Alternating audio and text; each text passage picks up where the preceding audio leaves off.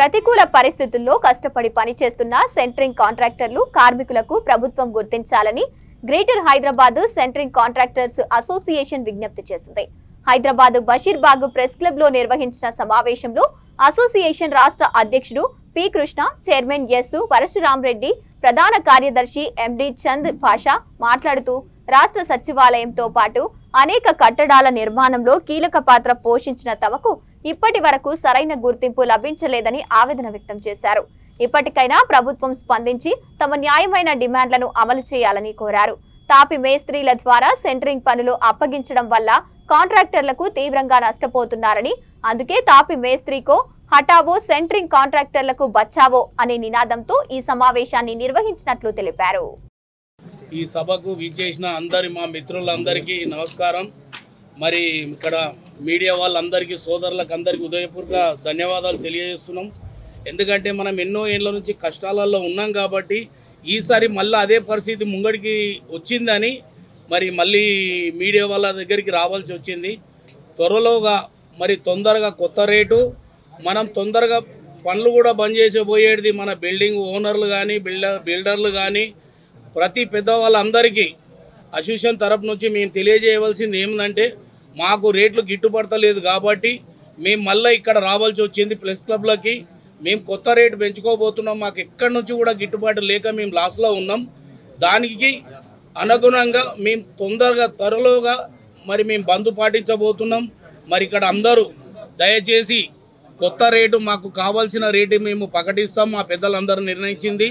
మేము తొందరగా స్ట్రైక్ చేయబోతున్నాం. మరి ఇక్కడ మేము తెలియజేయవలసింది మీడియా సోదరు వాళ్ళ నుంచి బిల్డర్లు, ఓనర్లు, ఆర్కిటెక్టు, స్ట్రక్చరల్ ఇంజనీరు, తాపీ మేస్త్రీలు దయచేసి మీ రేటు మీరు తీసుకోండి, మా రేటు మాకు ఇప్పియండి. మా సెంటరింగ్ వాళ్ళని అందరినీ కాపాడండి.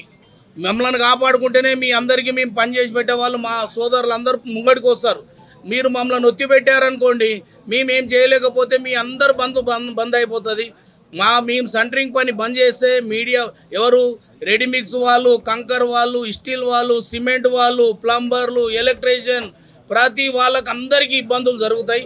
మరి అది కాకుండా దయచేసి మా రేటుకు మీరు సహకరించి మీరు బిల్డర్లకు కానీ ఓనర్లకు చెప్పి సెంటరింగ్ వాళ్ళ రేట్లు సెంటరింగ్ వాళ్ళకి ఇవ్వండి అని చెప్పి మరి నేను కోరుకుంటున్నా.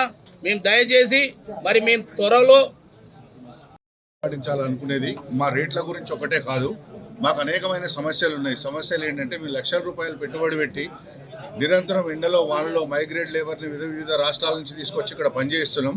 కానీ ఇప్పుడు వచ్చే రేట్లకు మాకు ఎలాంటి గిట్టుబాటు లేదు.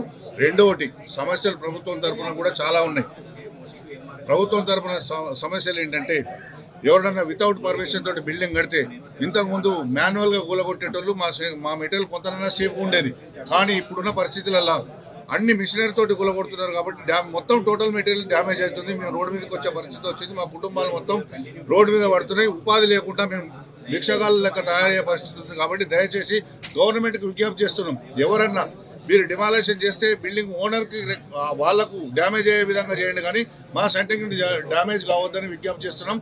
రెండవది, ఎవరన్నా వర్కర్ కింద పడి చనిపోతే లేబర్ కార్డు లేదంటారు. ఇప్పుడు మైగ్రేట్ లేబర్ని మేము వివిధ రాష్ట్రాల నుంచి లేబర్ని తీసుకొస్తున్నాం. ఆ లేబర్ని తీసుకొస్తే లేబర్ కార్డులు ఇవ్వడానికి 6 నెలలు పడుతుంది. లేబర్ కార్డు రావడానికి వాడు 2 నెలల్లో 3 నెలల్లో ఇంటికి వెళ్ళిపోతాడు. అలాంటి టైంలో మేము వాడికి లక్షల రూపాయలు కాంపెన్సేషన్ కట్టియాలంటే మాతోటి అవుతలేదు. కాబట్టి ఎఫ్ఐఆర్ జరిగిన వెంటనే పోలీస్ స్టేషన్లో ఎఫ్ఐఆర్ జరిగితే, ఎవరైనా బిల్డింగ్ మీదకి వెళ్ళి కింద పడి ఎఫ్ఐఆర్ జరిగిన వెంటనే కార్మిక శాఖ ద్వారా ఆయనకి కాంపెన్సేషన్ గవర్నమెంట్ ప్రకటించినట్టు 10 లక్షల రూపాయలు ఇవ్వాలని విజ్ఞప్తి చేస్తున్నాం. అలాగే మాకు చాలామంది అనారోగ్యం బారిన పడుతున్నారు. మాకు ఈఎస్ఐ కార్డు సౌకర్యం కల్పించాలి. మేము అన్ని ప్రభుత్వానికి అనేకమైన వివిధ రూపాల్లో ట్యాక్స్ వస్తుంది మేము చేసే పనుల మూలంగా. మీరు సెంటరింగ్ పని చేస్తే స్టీలు, ఐరన్, కార్పెంటర్ ఇంతమంది వర్క్ చేస్తారు, ఇంతమంది మెటీరియల్ కొంటారు, జిఎస్టీ వస్తుంది. బిల్డింగ్ ఓనర్ కూడా 1% సెస్ కడుతుండు. ఈ సెస్ కూడా గవర్నమెంట్ కార్మిక శాఖలో విలీనం చేస్తున్నారు. కాబట్టి కార్మిక శాఖ మా సెంటరింగ్ కాంట్రాక్టర్లు అందరికీ తప్పనిసరిగా ఈఎస్ఐ స్పెషాలిటీ కల్పించాలని కోరుతున్నాం. అలాగే మాకేదైతే